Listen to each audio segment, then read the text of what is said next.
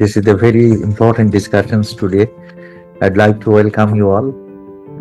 Many of our distinguished guests, friends, youth leaders from Saudi, of course, and youth leaders from around the globe. Assalamu alaikum, and very good afternoon to all of you from Saudi. And thank you all for joining us. I'm Professor Mohammad Nurunnabi, the founding director for Center for Sustainability and Climate, and the academic visitor at St. Anthony's College at Oxford, and also the founding president with the Oxford Impact Group and Vision for Sustainable Africa. I'm really honored and pleased to join you today for this important discussion on COP16, the Saudi youth expectations and opportunities, together with Her Highness Princess Lion Faisal Al Saud from the UNDP, Saudi Arabia, and of course the stars for today, youth leaders on sustainability and climate in Saudi Arabia. We are here to respond to a key global challenge, and the theme for COP16 is Our Land, Our Future. I would like to thank the Center for Sustainability and Climate at Prince Sultan University, UNDP Saudi Arabia, Vision for Sustainable Africa for organizing this Youth Roundtable session.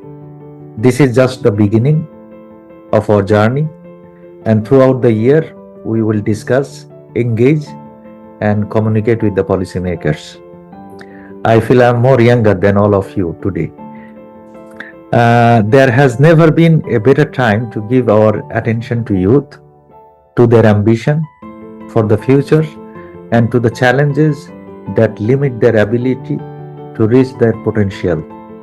67% of Saudi is under 35, and almost half of Saudi workforce falls into this youth bunch. Saudi youth we call the Vision for Vision 2030, and today's change makers. Young people should be viewed as a potential assets, as our best sources of strength, our inspiration, our aspiration of new ideas. Time is of the essence. It is never too late, and together we can move to action. We can fight together. We can win together. And you, the youth, are the key for the journey, of course. Again, thanks to all of you, the distinguished youth panelists. I would like to ask Her Highness Princess Lion Faisal Al Saud, the UNDP Saudi Arabia, for a keynote. I just highlight her short bio, what she is doing. So, cultivating the ideas to create a positive impact on her environment has been the driving force behind Lion's academic and career pursuit. Studying architecture instilled in her a solid foundation in creative thinking and problem solving. These skills were carried out throughout her professional career. She was selected to work on a housing complex stemming from the Saudi Spanish Youth Forum. It was an opportunity for her to understand different cultures and perspectives, as well as find ways to integrate the best of both. While she was working at UN Habitat in Saudi, she led the advocacy and stakeholders engagement activities. She went to pursue an MA in Narrative Environment at Central St. Martin's, UK, which aims to design spaces that tell stories in multidisciplinary themes. Adding to that, she interned at Futurity in UK, a cultural placemaking agency driven by her interest in promoting community engagement and participatory planning. She is motivated to continuously gain knowledge, adapt, evolve, and serve communities locally and globally through the role as program analyst at UNDP. Princess Lion, very welcome to you. Thank you very much, Professor, and thank you all for inviting UNDP to take part in this session. It's a pleasure to be with you all today during this pre-COP16 event to hear more from Saudi youth on their perspectives.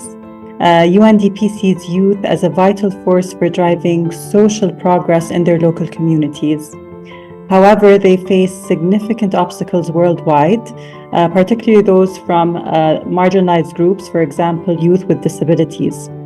These include unemployment, lack of access to information, and opportunities, amongst others.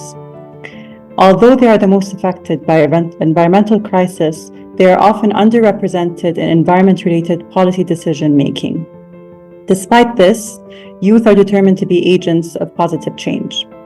UNDP seeks to harness young people's passion and foster their potential by working with governments, civil society, youth-led networks to enable an environment that focuses on inclusive governance, meaningful action, and creating a sustainable future. To that end, UNDP has been involved in various initiatives globally, including building partnerships between youth environmental peace builders, promoting social entrepreneurship and green job creation, facilitating youth participation in local decision-making processes, and supporting youth-led environmental projects. One example is the Youth for Climate Initiative, which is done in partnership with the government of Italy. It has provided funding and assists in the implementation of 50 youth-led or youth-inclusive environmental solutions in 39 countries in areas such as climate and environmental literacy, sustainable energy, food and agriculture, natural assets, as well as sustainable consumption and production. It also started an online engagement platform, which provides a space for discussions and knowledge sharing, capacity building programs, webinars, and networking opportunities.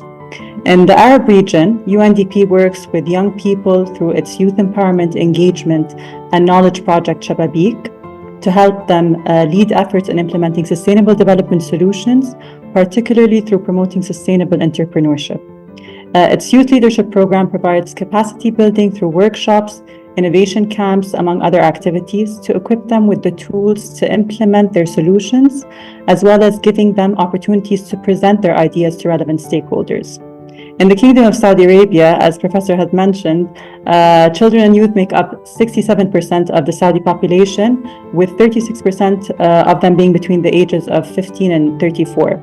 As such, Saudi's vision emphasizes youth empowerment, as they not only make up the majority of the population, but are seen as an important source for social and economic transformation. This includes the vision's sustainability efforts, such as the transition to clean energy sources and land conservation, which are encompassed in the Saudi Green Initiative. UNDP in Saudi Arabia supported youth, particularly in terms of capacity building and advocacy. These efforts include holding annual SDGs challenges and competitions to promote innovative solutions around the SDGs, which encompasses environmental initiatives. Adding to that, it hosted the local conference of youth, Al-Khoi 18, where young people engage in intergenerational dialogue and collaboration for promoting climate literacy, adoption of green skills, and expediting the implementation of the Saudi Green Goals. Efforts also include helping to increase Saudi youth representation globally. For example, when UNDP supported a Saudi youth representative in attending the UN Climate Change COP27. Conferences of parties have served as a platform for fostering youth engagement on sustainability, from showcasing current efforts through competitions, facilitating dialogues where youth can give their inputs on environmental policies, to hosting educational workshops on advocacy and green jobs. This year, 3 major environmental COPs are occurring within 6 weeks of each other: Biodiversity COP16, the Climate COP29, and the Desertification COP16. This is a unique opportunity to tackle these pressing issues head-on and collectively. UNDP plays a pivotal role in addressing these interconnected crises of climate change, biodiversity loss, and land degradation, recognizing land as a critical link between these issues. UNDP has shown its commitment to implementing sustainable solutions for building a more sustainable future, and we believe that youth are an integral part of these efforts and are committed to supporting in their endeavors locally as well as globally. The UNCCD COP16 will focus on championing the global land and drought resilience agenda for people, planet, and prosperity. As a trusted partner in the Kingdom for over 4 decades, UNDP is collaborating with all sectors pre, during, and beyond COP16 when the Kingdom implements its legacy. Today's discussion are stepping stones in the process as we move closer to COP16. And we at UNDP aim to support in amplifying your voices as youth and engaging with you to create positive steps towards a better future. And as Professor Mohammad Nurunnabi mentioned, this year's COP16 theme states, "Our land, our future." Thank you, and I wish you a fruitful dialogue. Thank you so very much, Princess Lion, for your inspiring and aspiring talk. And the whole discussion will be like, the how youth can contribute more. They are doing a lot, but they would like to contribute more. So thank you so much for your very inspiring talk. We have a very special guest in terms of the panelists. We have Miss Aisha Al-Shamdani, Saudi Youth Climate Network, KSA LCOI, Saudi Arabia. Miss Raghad Fakhruddin, founder and CEO, Sangha Istidama Hub, Saudi Arabia. Very welcome, Raghad and Aisha. We have Miss Nora Al-Kathani, Riyadh Hub Global Shapers, Saudi Arabia. Nora, welcome. We have Rima Al-Nazi Diriya, Binal Foundation from Saudi. We have Miss Adiba Talal Al-Hayek, SDG Club, Prince Sultan University, Saudi Arabia. Very welcome to Rakan and Adiba and Rima. We have Miss Nora Al-Mohizi, Country Manager, Straight Light Education, Saudi Arabia. Welcome to all of you. Well, as you know, as Princess Lion already mentioned, we have this year is very important year. Is 3 COPs are happening as per the Rio Convention.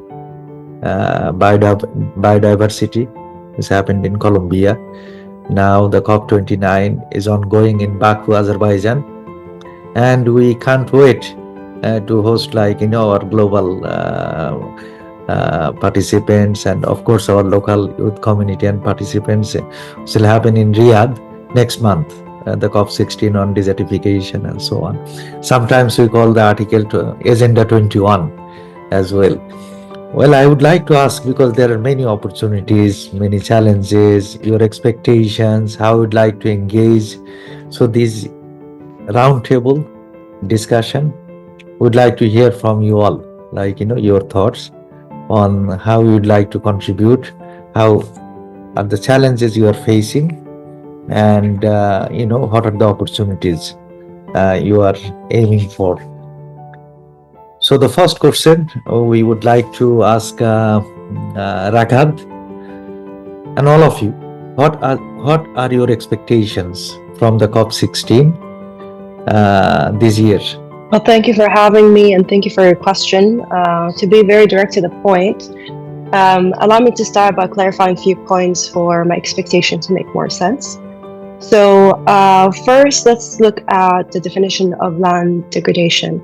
When a land is degraded, it has lost its productive capacity. It is unfit, it is unhealthy, it is unfertile.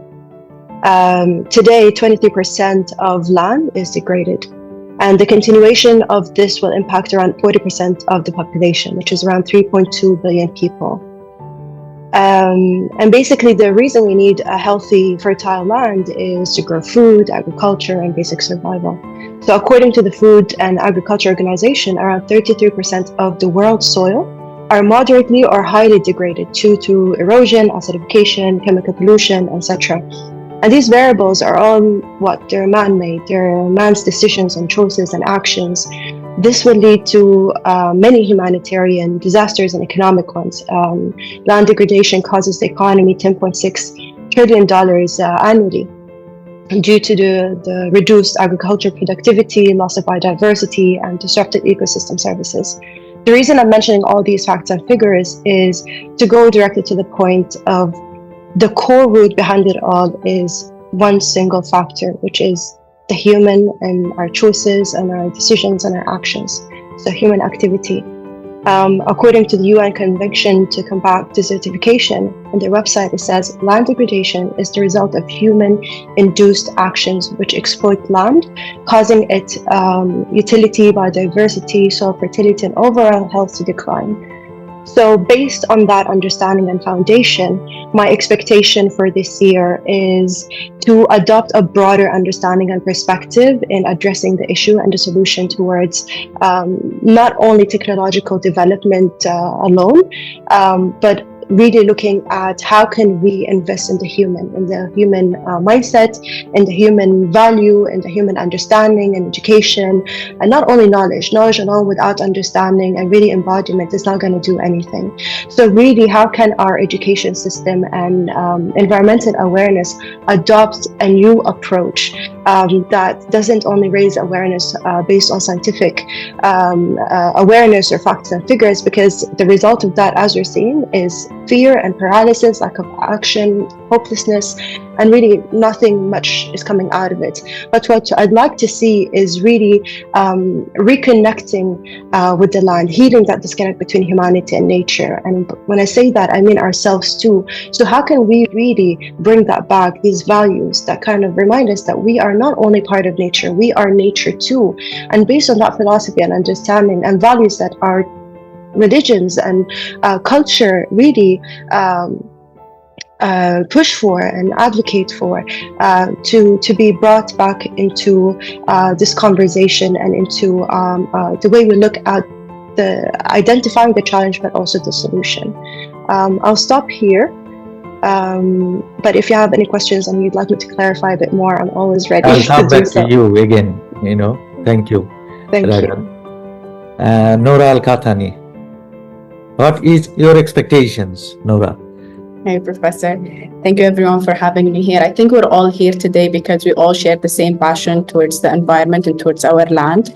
And I think this year's subject of COP16 happening in Riyadh is a very big news and event for us, especially that if you look at recent figures, 1.7% of the land is arable.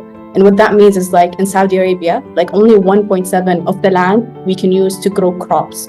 And only 2/3 of that land we're actually developing now. So if you look at it, we're really looking at very small portion of the land that we can grow. And then you have other aspects of it, which is now today we have the dilemma to grow, to reach the food security objective. We are compromising our water security because we keep tipping the scale one way or another. So I think one thing I'll be very interesting in today and seeing during COP discussions is how can we improve our water resources.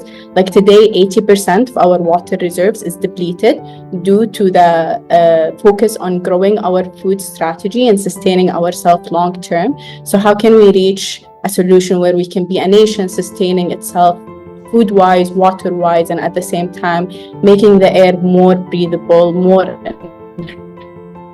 habitable for the people and the environment. And I'm very interested to see how the parties will discuss how to grow community development models in terms of like how can we bring the rural areas on the knowledge that is available now, and how can we capitalize also on the resources and the knowledge that is available in the metropolitan areas to actually make more sustained living. Like if you look at the way youth today consume food, like we live a fast-paced life basically, and with that comes the fast-paced eating, easy option, affordable option. So how can we educate people actually about what they put in their bodies too? Okay, it comes at a premium, the cost, but also at the same time it's good for your body. Like when you consume good food, it's good for you to grow older, healthier, and at the same time be more environmentally cautious of understanding what do you put in your body and at what cost does it affect the environment. So those are the areas I would be very keen to see how they develop and see the results of them. How about Aisha? What is your expectation, Aisha? Assalamu alaikum, everyone. First of all, thank you all for hosting me. It's a pleasure to be amongst you all. Hosting the COP16 in Saudi Arabia, in Riyadh specifically, I feel it's a good fit. Saudi Arabia is a good fit for this topic. As we see recently, there has been a lot of movement and a lot of innovation when it comes to agriculture, when it comes to land restoration, when it comes to water and food innovation and research. And coming from academic background, I would like to, my expectation is that we see industry and academia and the government all coming together jointly to form a solution that help our land and restore our food and water systems. That's it from my point of view. Thank you. We have two Nora. Nora Al-Mohaji, what is your expectation, Nora? Yes, well, first of all, thank you for having me as a speaker representing the youth's voice alongside my colleagues.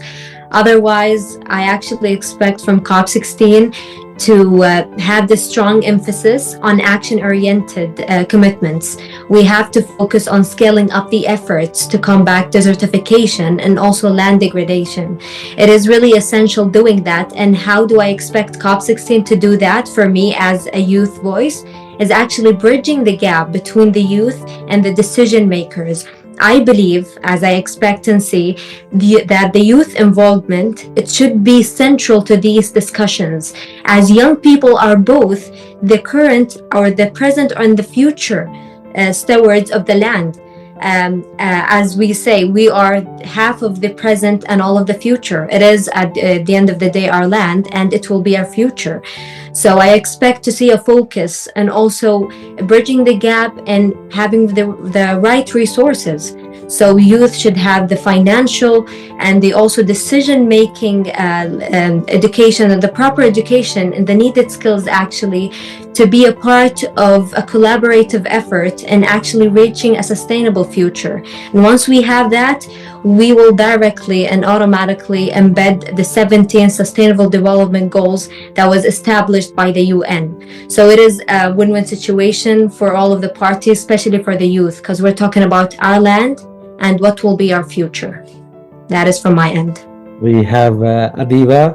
Adiba, what is your expectation? Hello everyone, my name is Taran Ahmed Al-Mughawas. I'm accounting student at Prince Sultan University and the president of the accounting club and SDG club.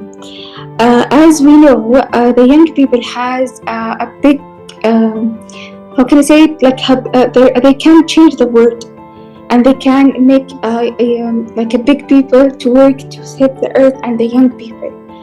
The challenging maybe they face is when they need to like participate to saving the earth. Actually, first it's many young people, they couldn't find resources about land management policy, and that is the reason that they don't have ability to participate officially. And the second point, young people, they didn't give them the chance to share their opinion, and that work the community don't give them the chance.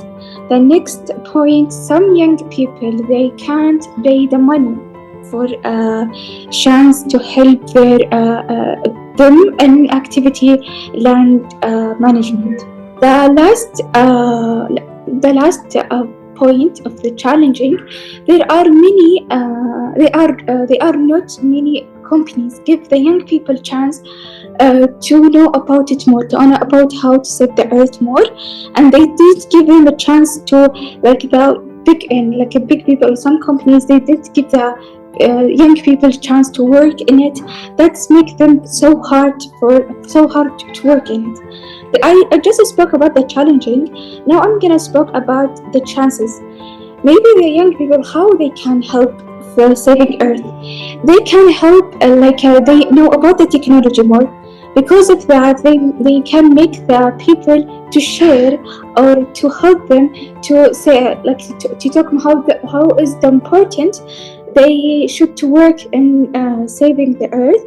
And many young people has a new ideas and good ideas. They should to work it to save the earth from the from the bad thing we do it or bad habit, and to give some chance for young people to work with older people to take more experience. Now the second part, I hear a lot of expectations, and there are many things that are happening here.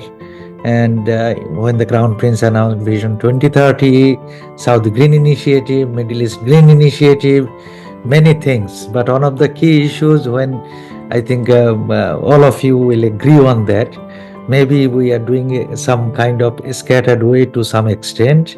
Now it is the time we all can work together and so on.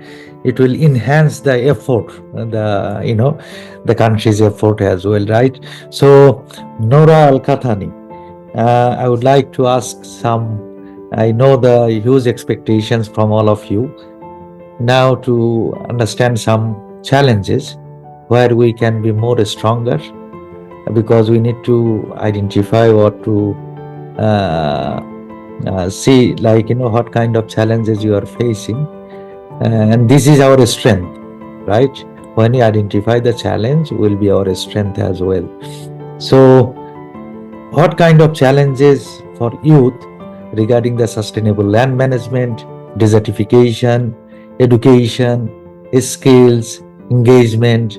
So, what kind of challenges from your point of view that they're facing in Saudi? Yeah. Thank you for the question, Professor. So I think the most prominent challenge is the fact that today youth don't own a lot of land. First, for its scarcity, and second, less land is being inherited. And I think the UN also highlighted that in their reports as well. So I think for you to not be a stakeholder in what's happening, it's very hard for you to understand what's happening. So a key point here is for people to understand what's happening in the land and what's affecting it, they need to first be very invested. And that's the main challenge, I would assume, that we're facing. The second thing is understanding the ecosystem, because it's not just one instrument that is affecting the land here. It's like a whole multi-layers here. So I think the more we understand that, the more we can have a better understanding of what kind of root cause we're having that is affecting the past-based negative results that we're seeing, and at the same time reach a solution or a multiple plausible solutions. So that's my two pieces around it. Thank you so much, Nora. Aisha? So coming from a background in agriculture and working in the agriculture, when we take it to the Saudi Arabian context, unfortunately there is a lack of awareness about the importance that we face in terms of desertification.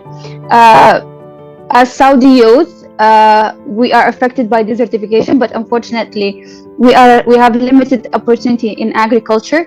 So many youth in the region, they are not aware of the effects of desertification that we have in Saudi Arabia. So this push more youth to immigrate from rural areas to cities like Riyadh, like Jeddah, and they don't focus more on land-based careers. Also, the issue with food and water security, land degradation contributes to this issue, and it actually makes it worse, which lead youth to younger populations in regions where agriculture is not a primarily livelihood resource. So this pushes them away to careers that are not focused on this. Another issue is the innovation. We have lack or maybe slow pace of innovation, although now we have the government pushing for innovation in this area, but the opportunities that we have is very limited or very low when it comes to other countries that are focused more on agriculture. That's my point of view. Thank you. Noura Al-Muhaizi, you are on the education sector as well, so yeah. So my first answer would be, Professor, is that limited actually resources when it comes to proper education and getting the needed practical skills. I mean, as youth, you have the energy, we have the innovative solutions, we are like the new blood, as they say, but we need guidance. And without the proper education and also without having the skills needed, we're not going to implement any of our innovative solutions, you know? That's why we need guidance. But I'm not going to go to opportunities now. I'm just going to stay in the challenges. As I said, limited resources, whether it's informational, financial, or technical. Also, we have limited participation in decision making. And that's why I love joining here as a speaker, because what we're doing now is actually taking us a step further. We are trying to be in the decision table making, and it is our land. We're going to inherit this land in the future. So how can we not be a part of the policy decision making? It's going to affect us. We're the ones who are going to deal with the consequences, and we're not even a part of it in the present. So for me, that does not make sense. We need to fix that.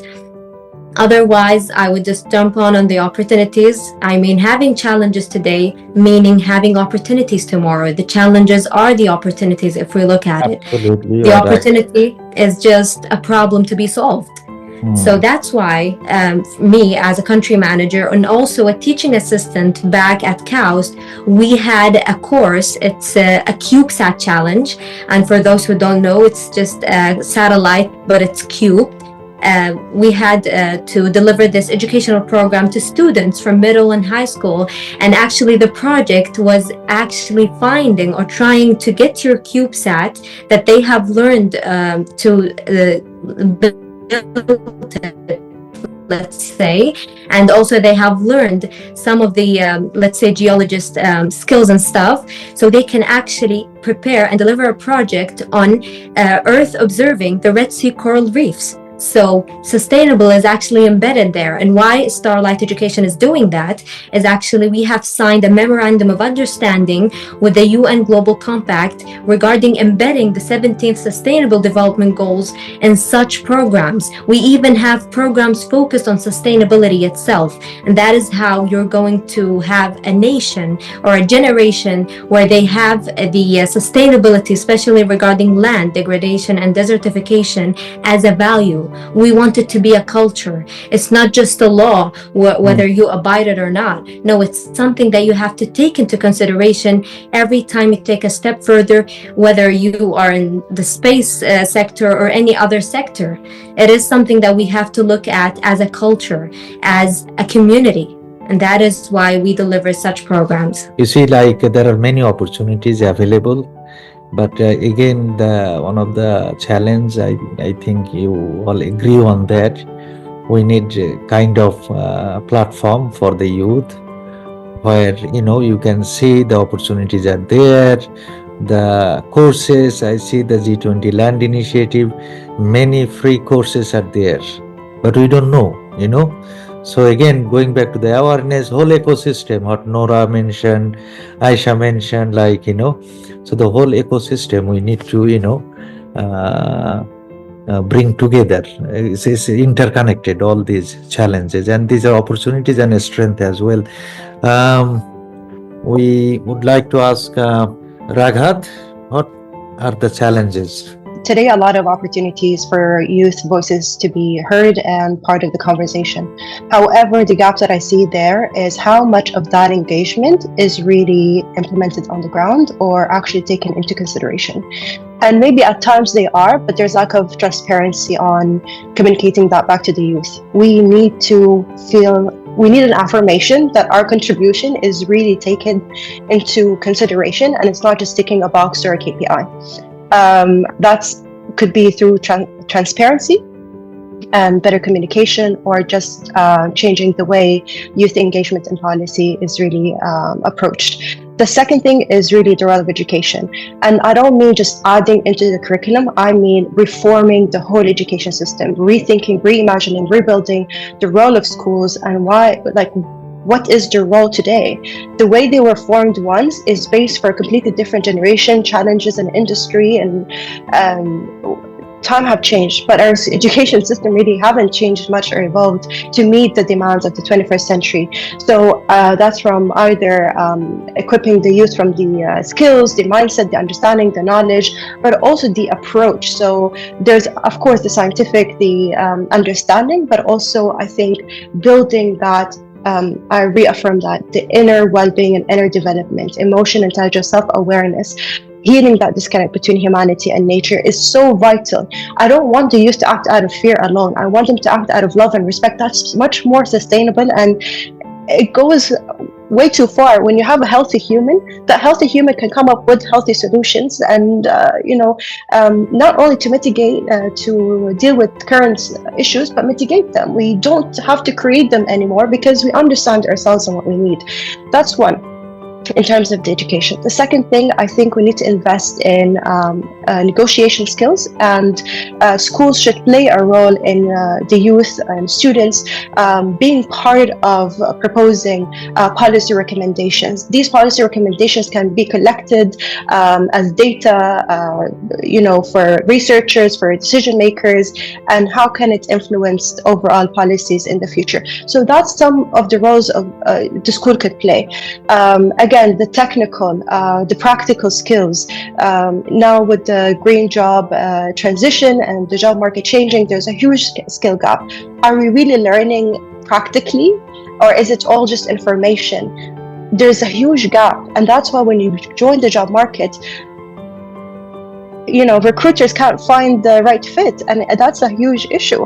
And I think honestly that's why with my work at Sangha we really try to target these initiatives. But again, I'm also just a small entity trying to tackle the world, and all these challenges, and I think that's where we need to kind of work as a collective, and identify these efforts that the youth are taking, but then know who is taking the initiative, and then build a structure, maybe working groups or from experts, youth and non-profit and NGOs and all of that, governmental, to bring that to life, to kind of bring these fresh and new ways of thinking and seeing into life.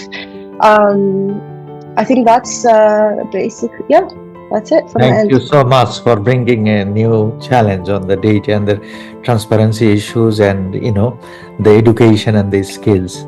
And since I'm academia, we have a significant role for this. And you are absolutely right. As you know, the couple of years back, when Saudi announced to be net zero carbon country by 2060 during the Glasgow COP and 26, and the Crown Prince also announced millions of jobs will be created. I agree with your point, but at the same time, we as an educator, the institutions, universities, schools, colleges, we all have a significant role for bringing these practical skills in the curricula, and discuss with the job markets what are the skills are needed for the green jobs, what we call. At the same time, in terms of the information, as you know, the Youth Caucus, Youth Forum, you all will be part of the Youth Forum as well, and it will be ongoing. As I said in the opening, it's just the beginning. Your voice and engagement should be on a continuous basis. And part of the strategic, the new strategy, earlier this year, the UNCCD announced for the youth engagement strategy, and they have goals and objectives, and the implementation and the data transparency and so on. So I think these points and the things you're discussing, it will be like communicated with through the joint statement or other platform and so on. Well, how about Adiba or Tala? What are the key challenges you are? As I talked before about the challenges, it's like some people, they need to be part of the saving the earth, but they can't pay them some money to know about them about the saving the earth. And some young people, they like the companies, they didn't give them a chance to participate in saving the earth. And there are many people, they didn't have the resources about the land management policy. That may be a big problem or challenging. The young people will have it when they try to saving the earth and be on the part of the saving the earth. Actually, another point, all the girls talk about it, but like if we focus on the young people, maybe we're gonna have if you give them a chance, maybe it's gonna be affect a lot of about the saving or land management, and that's it. We know all of your expectations. You highlighted some of the challenges, and now what are the opportunities, and how you feel young men and women should come together in this global agenda? You already highlighted some of the very important issues. These issues are not only based in Saudi. It's a global challenge, global issues, right? And so what are the opportunities?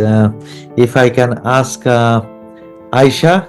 So recently, you were there with us, Professor, and Noura Gahtani as well was a leader in the latest Saudi Youth Climate Network, ALCOI. And the Saudi Youth Climate Network, the recent one, was highlighting the role of startups, climate tech innovations in addressing climate change issues, and how can the stakeholders in the kingdom can play a role in empowering the youth. I think one of the most profounding opportunities is empowering climate tech, clean tech and agri-tech in the sphere of climate change. I believe it will be a good opportunity to accelerate innovation, to accelerate change, and make a tangible impact when it comes to land restoration and desertification combat. Another thing is collaborative networks. Saudi Youth Climate Network actually is one of many initiatives in Saudi Arabia that are focused on creating a meaningful partnerships among the youth, bringing like-minded youth together to educate them, to also raise awareness on the various topics of climate change. One of them is the agriculture.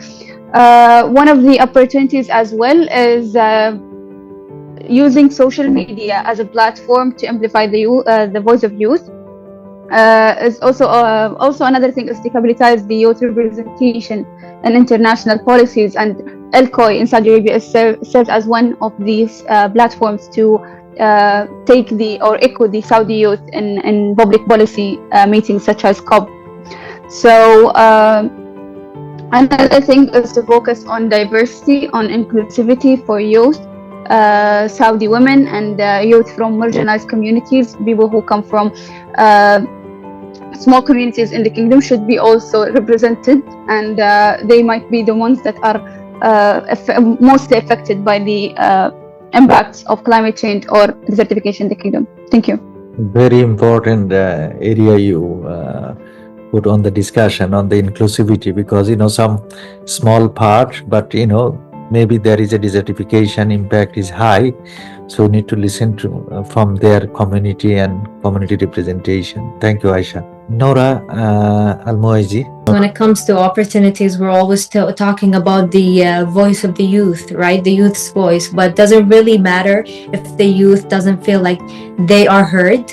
Any voice should be heard, and that is a big opportunity for us to organize such hubs and let's say conferences or meetings where stakeholders, decision makers, and experts can actually join together with the youth and hear their voice. These discussion panels that could happen, and also the exchange of knowledge and vision. Anyone, whether they have a vision to do something or a purpose, would love to have someone else sharing their vision.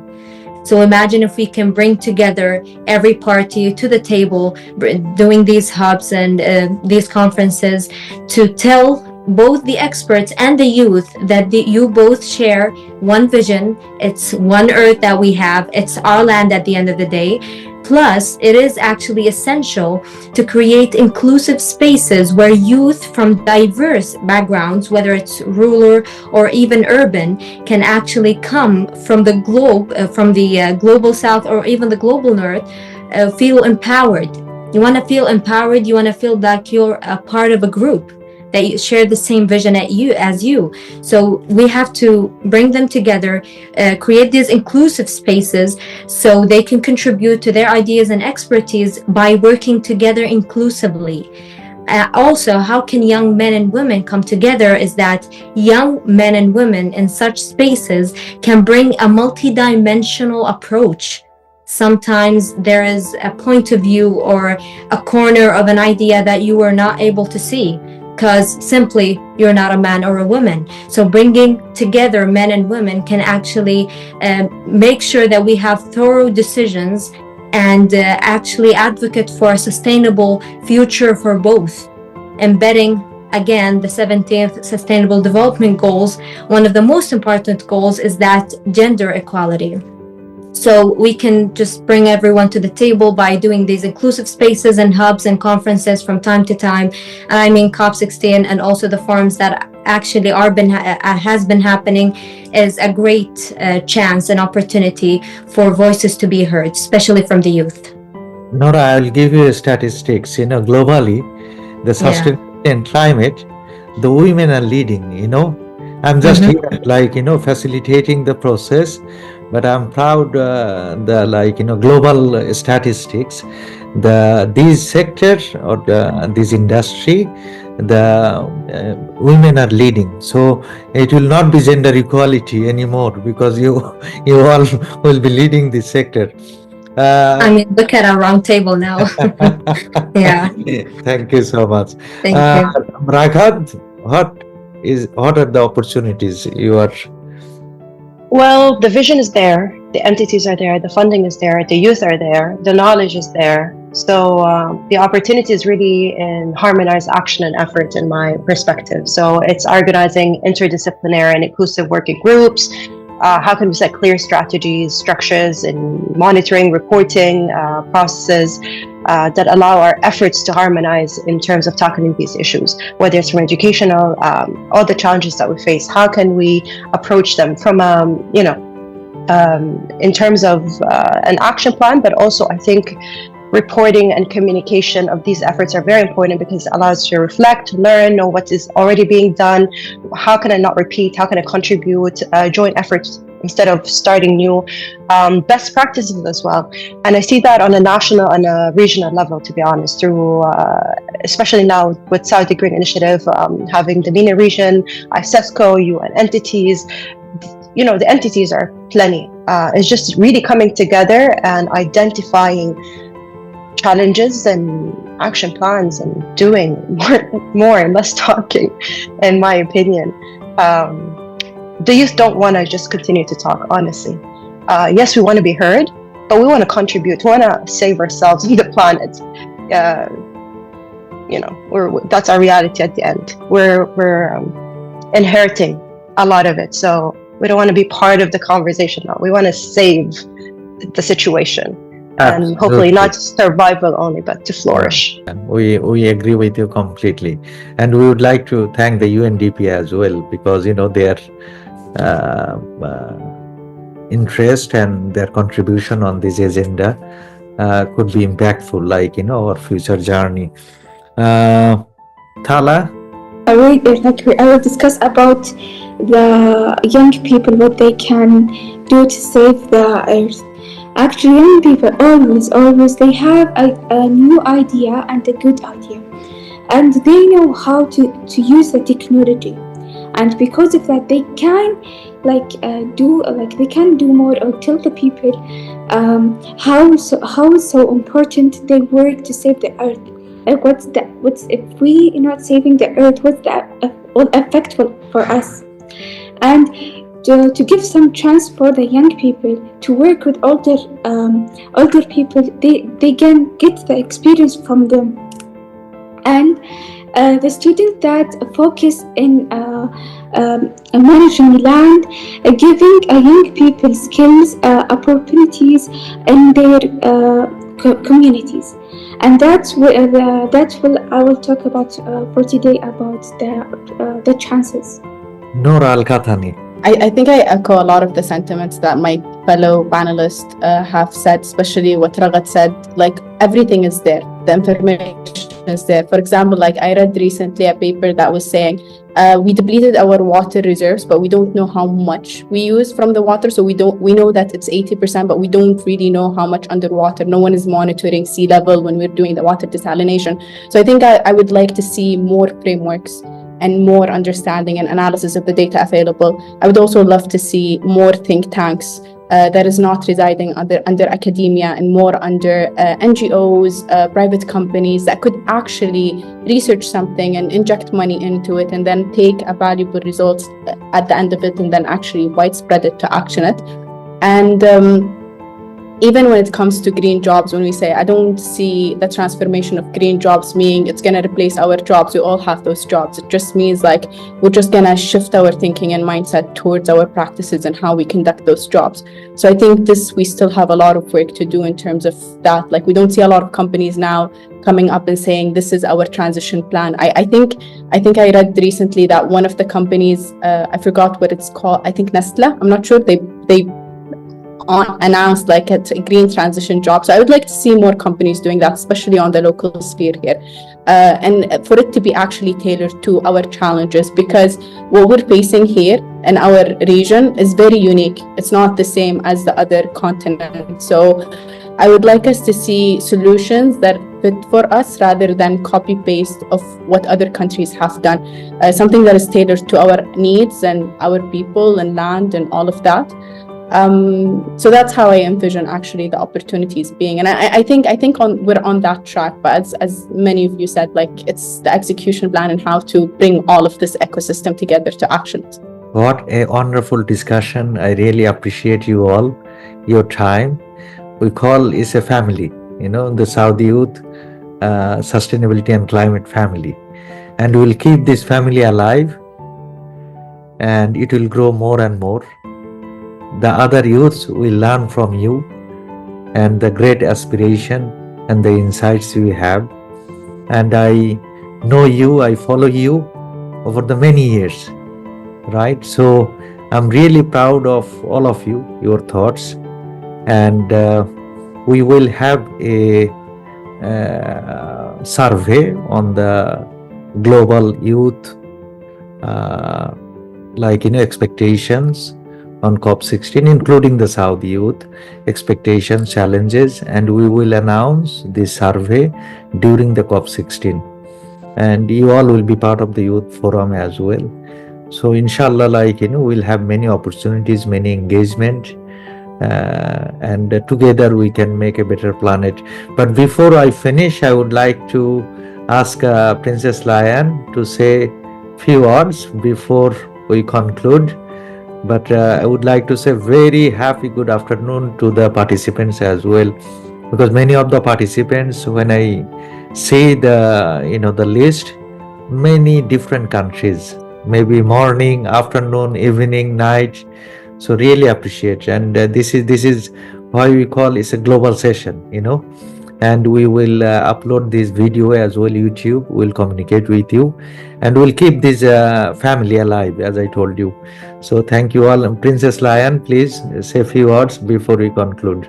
Thank you very much. I know that we're tight on time because we're already 5 p.m. So I'll try to be as short because I know all of your times are valuable. But honestly, this was a very, very productive discussion and conversation. All of the things that you raised are very on point.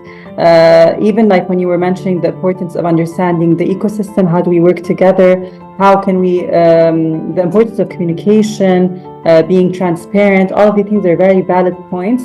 And hopefully, like Professor Nurunnabi mentioned, being part of COP16 is just the beginning. Obviously, the Kingdom has its legacy program and what to do afterwards. So even the topics that you've talked about in terms of the role of startups, in terms of raising awareness, the role of educational institutions, all of these points will be discussed during COP16. So I encourage everyone to take part in that as much as you can and gain knowledge and also exchange your ideas with youth, with that intergenerational dialogue that you guys were mentioning, to gain as much as you can. And even one of you was saying that we're just a small entity here, but we want to do a lot of things, and every action counts. And the importance of how we're all interconnected. So we do think at a global level how everything's impacting one another, but also how can we act locally. And like also another colleague was mentioning, the importance of that each region and each country is different in their needs, and how can we address these issues to meet our needs. So honestly, I really appreciate everyone's inputs, and hopefully, like we all mentioned, this is just the beginning, and we look forward to seeing how this can grow further. Thank you so much, Princess Layan. Again, thank you all very much. Well, you all have a very good afternoon from here, from Saudi. Stay sustainable wherever you are.